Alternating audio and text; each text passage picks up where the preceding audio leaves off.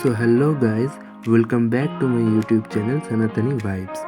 तो आज আমরা যাচ্ছি হচ্ছে বড়কাছারির মন্দির।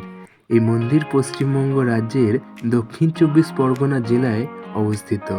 এখানে আসতে গেলে ফার্স্টে আপনাকে হাওড়া স্টেশন থেকে 18D 18A বা 12C/1 করে বেহালা চৌরাস্তায় নেমে পড়তে হবে। এবার সেখান থেকে ৭৫ নম্বর বা SD8 করে আপনাকে বিবিরহাট মোড়ে নামতে হবে। সেখান থেকে অটো বুক করে বড়কাছারির মন্দিরে এসে ডালা কেনার পর আপনাকে এই পুকুর থেকেই জল নিয়ে যেতে হবে মহাদেবের মাথায় ঢালার জন্য।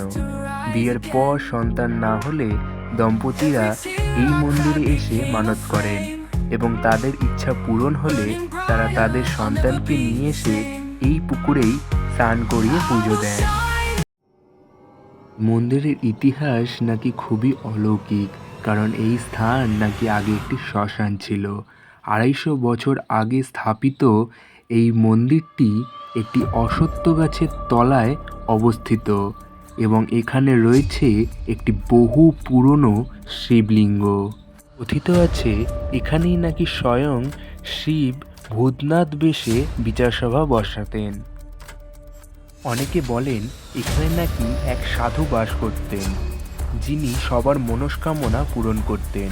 তার মৃত্যুর পর গ্রামের লোকেরা তার দেহ শ্মশানেরই এক স্থানে কবর দিয়ে দেন। পরবর্তীকালে সেখানেই গজিয়ে ওঠে এক বৃক্ষ। গ্রামের মানুষ সেই গাছকেই পূজা করতে থাকে এবং পরবর্তীতে গ্রামবাসীরা স্বপ্নাদেশ পায় এই গাছেই নাকি সেই সাধু বাস করছেন, তাই এখানে তৈরি করা হয় এই মন্দির। তো আজকের মতো এখানেই শেষ।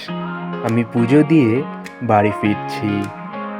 এরকম আরও অনেক মন্দিরের ইতিহাস জানতে হলে আমার চ্যানেলটিকে সাবস্ক্রাইব করো এবং ভিডিওটিকে একটি লাইক করো।